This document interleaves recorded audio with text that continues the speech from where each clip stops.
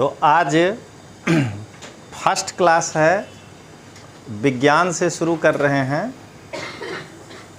तो सबसे पहले जो लोग बिल्कुल फर्स्ट क्लास के जैसा ही आए हैं कि कुछ अभी मालूम नहीं है, वो पहले एनसीईआरटी का इम्पोर्टेंस समझ लीजिए और एनसीईआरटी को पढ़ना कैसे है उसको समझना है। तो सबसे पहले आपको पता है, और नहीं तो ये ध्यान रखना है कि यूपीएससी का परीक्षा हम दो स्टेज में देते हैं।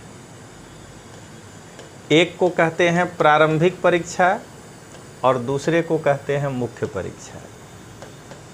मतलब आज आपको ये बताने जा रहे हैं कि एनसीईआरटी का महत्व कहाँ है, कैसे आप इसको माने कि पढ़ेंगे। प्रारंभिक परीक्षा 400 अंक का है और मुख्य परीक्षा 2225 का है, कायदे से 2625 का है। दो पेपर क्वालिफाइंग है। जब आप प्रारंभिक परीक्षा देने जाते हैं तो आपका सामना दो पेपर से होता है। एक है जनरल स्टडीज 1 और दूसरा है जनरल स्टडीज 2। यहाँ पर 100 प्रश्न आते हैं, 2 मार्क के एक। गलती करिएगा तो 1/3 माइनस हो जाएगा। यहाँ पर 80 क्वेश्चन आते हैं 2.5 मार्क के। सेम गलती करिएगा तो 1/3 माइनस हो जाएंगे। जीएस का पेपर 2 जो है वो पूरी तरह से मैथ, रीजनिंग और कॉम्प्रिहेंशन पर आधारित है। ये 3 आपका बढ़िया होना ज़रूरी है। मैथ भी 10th तक का, रीजनिंग भी 10th तक का और साथ में कॉम्प्रिहेंशन, जिसको आप कहते हैं कि पूरा पैसेज पढ़े और उसी में से नीचे सवाल आएगा, जिसको कि आपको टिक मारना है कि ये चारों ऑप्शन में कौन सा सही है। इसमें क्वालिफाई करना है। तो इसका मतलब ये नहीं समझना है कि इसको हल्के में लेना है। दूसरे को छोड़िए, मेरे भी इस 23 साल के टीचिंग कैरियर में हर साल 5 गो विद्यार्थी ऐसा मिलता है जिसका कि मेरिट जनरल नॉलेज के मेरिट से 10 नंबर ऊपर होता है और वो सीसेट में फेल हो जाता है। तो इसको हल्के में नहीं लेना है। क्वालिफाई करना है, 67 मार्क लाना है। 66.67 है तो 67 मार्क लाना है। लेकिन शुरुआत में ही जो 67 समझ लिया, गांव में भी हम लोग ऐसा करते थे, गणित के सवाल में भी करता था कि एक जो है बंदर अगर ऐसे चढ़ रहा है पेड़ पे और उसको भाला मारना है तो थोड़ा सा ऊपर मारना होता है, नहीं तो बंदर क्या होगा, ऊपर निकल जाएगा और भाला उसके नीचे जाके लगेगा। तो अगर 67 मार्क सीसेट सोच करके तैयारी करिएगा तो वही होगा कि भाला नीचे गिर जाएगा 64 नंबर पे और आपका सीसेट क्लियर नहीं होगा। आपको हमेशा ये करना है कि सीसेट हमको 75 नंबर दे, तब आप गिरते पड़ते 67 नंबर पे होंगे। और अगर हम सीसेट में 80 मार्क ला सकते हैं तो ये हमारा सबसे बेहतरीन प्रयास होगा, ये समझना है। अब 80 नंबर लाने के लिए ज़रा देखिए कि आपको क्या करना है। मैथ और रीजनिंग ये मिला करके 45 क्वेश्चन के आसपास होता है। 80 में से आधा से ज़्यादा। अगर कोई लड़का बहुत अच्छा करता है तो इसका मतलब ये नहीं है कि उसका 45 सही हो जाएगा। दिन भर भी अगर वो मैथ रीजनिंग लेके बैठा है तो भी नहीं हो सकता है, क्योंकि साइंस में जो भी लोग साइंस बैकग्राउंड के हैं वो जानते हैं कि वर्ल्ड में 100% इफ़िशिएंट इंजन बनाना कठिन है। जो साइंस पढ़ते हैं उनको एगो फार्मूला पढ़ाया जाता है, ईटा = 1 - T2/T1, वो नहीं होता है। तो ये भूल जाइए कि कोई अगर आपको ये कहे कि आप पूरा का पूरा गणित पढ़ लेंगे तो सीसेट क्लियर हो जाएगा, नहीं होगा। कितना भी बेहतरीन आपकी तैयारी है तो प्लस माइनस करके 30 पे रहिएगा और आम विद्यार्थी 20 से 25 पर ही रहेगा। तो उसके बाद उसको कॉम्प्रिहेंशन पे भी निर्भर होना ही पड़ेगा। तो जैसे कि अगर 45 ये है तो 35 क्वेश्चन कॉम्प्रिहेंशन है। तो ये अगर 20 मैनेज कर लिए आप, तो यानी आप 50 मार्क ले आए हैं प्लस माइनस करके, 2.5 मार्क का एक है, तो कॉम्प्रिहेंशन में कम से कम 35 में से 20 तो करना पड़ेगा प्लस माइनस करके, तब ना कुछ हो सकता है कि 67 का मामला बने। तो ये आपके प्रैक्टिस का एक सीसेट का आज बता दिए। मेरिट जो भी बनना है वो इस जीएस से बनना है। प्रीलिम्स जो आप पास करिएगा वो इस 200 नंबर से करिएगा। आदमी ऐसे तरक्की करता है, 2016 से यूपीएससी ऐसे तरक्की किया है उल्टा दिशा में। 2016 में इस 200 में से मेरिट 116 मार्क गया था और अब मेरिट 80 मार्क जाने लगा है। ये तरक्की नहीं किया, डाउनफॉल की ओर गया। उसका एकदम खुलकर हम लोग बताते हैं कि उसका मूल कारण है यही यूट्यूब, ट्विटर, अब तो एगो नया थ्रेड भी आ गया, लड़का का आधा घंटा उसमें भी जाएगा। तो अलग अलग मंचों पे जा करके झूठ मूठ का एगो क्वेश्चन पढ़ने में पूरा दिन बिगाड़ना। उनको ये बुक पढ़ने का हैबिट ख़त्म हो गया, तो इसलिए जो है मेरिट नीचे जा रहा है। अब आइए, मुख्य परीक्षा जो है जब आप देने जाएंगे तो वहाँ पर लिखित परीक्षा 1750 मार्क का है और ऐसे तो ये 2350 मार्क का है, 2 पेपर क्वालिफाइंग है। और इंटरव्यू जो है वो आपका 275 मार्क का है। मेरिट दोनों मिलाकर बनता है, कभी नहीं समझना है कि मेरिट अलग अलग बनता है। अब ये जो 1750 मार्क का एग्ज़ाम है, यानी कि अपने कहें 2350 मार्क का, उसमें आप पहला पेपर एक भारतीय भाषा का देंगे, हिंदी, गुजराती, मराठी, तमिल, तेलुगु, जो आपको लेना है एक इंडियन लैंग्वेज होगा, ये 300 मार्क का होगा। और एक पेपर इंग्लिश होगा जो कि 300 मार्क का होगा। इसमें आपको क्वालिफाई करना है, 1750 के अंदर ये शामिल नहीं है, ठीक है। अब इसके बाद आप जो भी एग्ज़ाम देंगे आप अपने मीडियम में दे सकते हैं, मन हो तो गुजराती में, मन हो तो अंग्रेजी में, मन हो तो हिंदी में, जिसमें आप कंफर्टेबल हैं। यानी 12वां स्टैंडर्ड तक जो आपका मीडियम है मैक्सिमम उसमें ही जाना बेहतर होता है।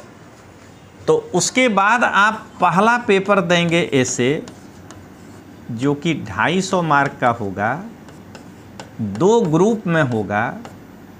एक ग्रुप में 4 निबंध होगा, दूसरे में 4 होगा। किसी एक को सिलेक्शन करना है, एक इधर से और एक इधर से। 1200 शब्द का होगा। आपको सिलेबस नहीं समझा रहे हैं। ये 1200 शब्द में से जो लड़का बढ़िया से छठा से लेके 12वां तक एनसीईआरटी पढ़ेगा, दरअसल इसके लिए आपको समझा रहे हैं, उसको 500 शब्द किसी में नहीं खोजना पड़ेगा। जिसका एकदम 6 से लेके 12 तक रहा, केवल जो अभी विज्ञान पढ़ रहे हैं यही एक है जो आपको यहाँ काम नहीं आएगा।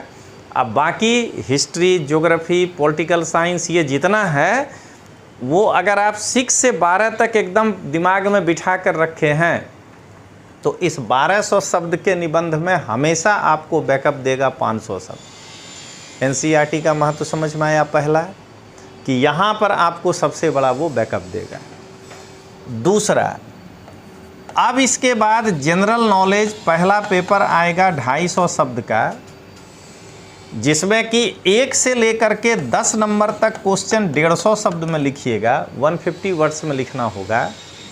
और 11 से लेकर के 20 तक का 250 वर्ड्स में लिखना होगा। ये 2 फॉर्मेट है आपका। इसके अंदर एक पेपर हुआ हिस्ट्री, जिसमें भारत का इतिहास और विश्व का इतिहास दोनों पढ़ना है। 6 से लेकर के 12 तक का एनसीईआरटी, यहाँ पूछे गए प्रश्नों को आधार प्रदान करेगा, लिखने में आपका कंसेप्ट क्लियर करेगा।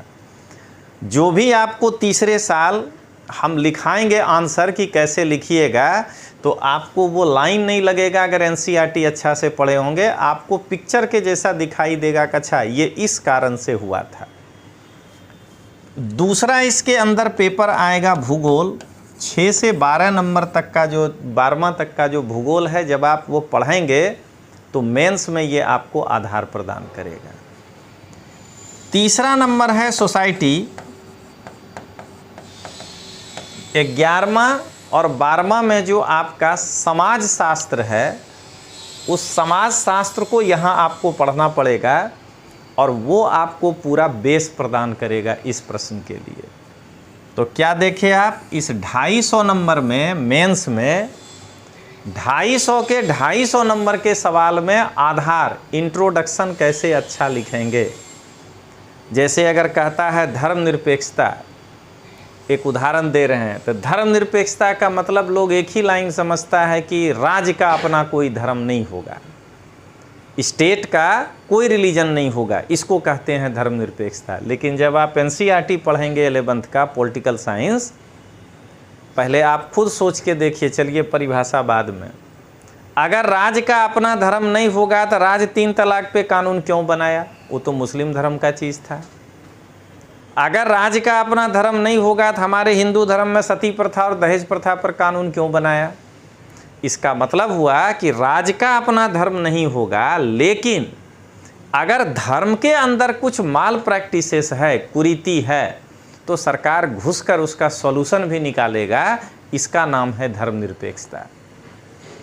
ये आपके अंदर ताकत आएगा आंसर लिखने में। आपके पड़ोसी विद्यार्थी जो बगल में बैठ के मेंस दे रहे होंगे, वो वही चीला चाली लाइन लिख रहा होगा धर्मनिरपेक्षता पर, आप ये गुड़ लाइन लिख कर आएंगे। 2 नंबर के इंट्रो में अगर आपको 1 दिया तो उसको 67 देगा, 0.67। आप ऐसे पॉइंट नंबर बढ़ाते जाएंगे एनसीईआरटी पढ़ के, और आप उससे 50 नंबर आगे निकल जाएंगे।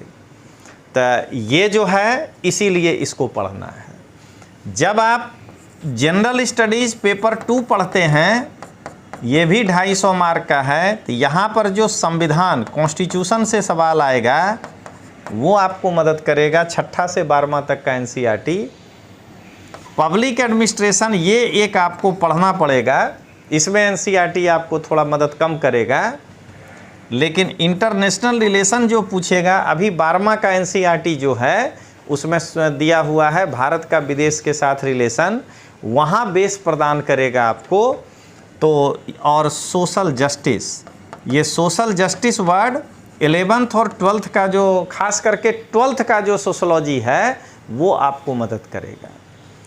अब आइए जीएस का पेपर 3 जब आप पढ़ते हैं, तो यहाँ पर इकोनॉमिक्स, जब आपको कोई लिखाएगा, एक छोटा सा उदाहरण बताते हैं कि भारत सरकार इंपोर्ट करने पे ड्यूटी लगाया, तो उससे हमारा फॉरेन रिजर्व विदेश जाने लगा। अब आप सोचेंगे ये कैसे होगा भाई, जब इंपोर्ट पर ड्यूटी लगा दिया तो उल्टा मेरा विदेशी मुद्रा कैसे जाने लगा बाहर। तो अमिताभ बच्चन जो है डबल ड्यूटी पे करके बड़ा बड़ा कार लेके इधर आ गया, क्योंकि उसको उसी कार में चलना था। इंपोर्ट पर हेवी ड्यूटी लगाने से वो कंपनी का कार का मालिक को लगा कि इतना रुपया में तो कोई भारतीय खरीद नहीं पाएगा, इसीलिए वो क्या किया, शोरूम इंडिया में नहीं डाला, यहाँ डालेगा तो रुपया में बिकेगा।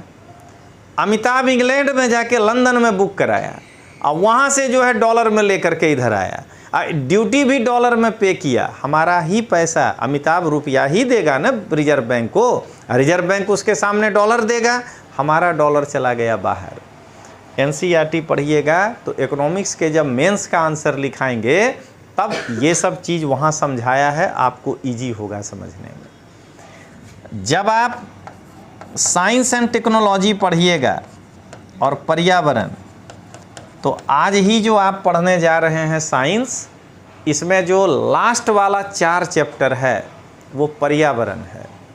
अभी जो पढ़ाएंगे आपको जो साइंस, उसमें पहला 3 चैप्टर बायोलॉजी है, फिजिक्स केमिस्ट्री है, फिर बायोलॉजी है, फिर फिजिक्स है और फिर पर्यावरण है।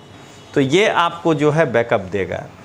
और 5वां नंबर जो है हमारा जनरल स्टडीज 4, इसमें जो आपका है नीति शास्त्र, साइकोलॉजी जो 11th और 12th का है वो पढ़ना उसके लिए ज़रूरी है। तो नया बैच वाले को साइकोलॉजी भी इस बार पढ़ाएंगे, पहले से बता रहे हैं, पुराना ब्लॉक नहीं पढ़ाए तो ये साइकोलॉजी पढ़ाएंगे। अरे पुराना ब्लॉक बैठा देंगे, उसमें काहे टेंशन ले रहे हैं, जैसे जो है काहे के लिए बेकार झगड़ा करने लगे, है कि नहीं। तो ये समझिएगा। तो आप अब इससे क्या समझे कि एनसीईआरटी हमको इतना जगह मेंस में, और एनसीईआरटी फैक्ट्स के लिए नहीं पढ़ा जाता है, कंसेप्ट के लिए पढ़ा जाता है, ये ध्यान रखिएगा। 90% कोचिंग एनसीईआरटी का फैक्ट्स निकाल के पढ़ाता है। अरे फैट जो है ना वो तो आलू में भी होता है, प्रोटीन विटामिन दूध में होता है उसमें, तो इसीलिए दूध प्रोटीन विटामिन के लिए पिया जाता है, फैट के लिए नहीं पिया जाता है। फैट के लिए आलू खाइए। तो यहाँ पर कंसेप्ट पढ़िएगा। और उसी तरह ये जो जीएस है प्रीलिम्स का, इसमें 7 टॉपिक आपको पढ़ना है। हिस्ट्री, ज्योग्राफी, पॉलिटी, इकोनॉमिक्स, पर्यावरण, साइंस। 7 में से 6 टॉपिक एनसीईआरटी अगर आप पढ़ते हैं तो 100 में से 25 प्रश्न आप प्रीलिम्स में उसी से आता है, वहीं पकड़िएगा। तब 50 मार्क तो एनसीईआरटी देगा। उसके बाद बस कटोरा लेके गाना नहीं था, दे दाता के राम एगो सिनेमा में 30 नंबर के लिए ही ऐसा गाना गाना है, बाकी के लिए कोई टेंशन नहीं है। समझ गए। तो एनसीईआरटी पढ़ने से आपके अंदर इतना सारा चेंजेज आएगा। अब क्लियर हो गया कि हम क्यों पढ़ें एनसीईआरटी।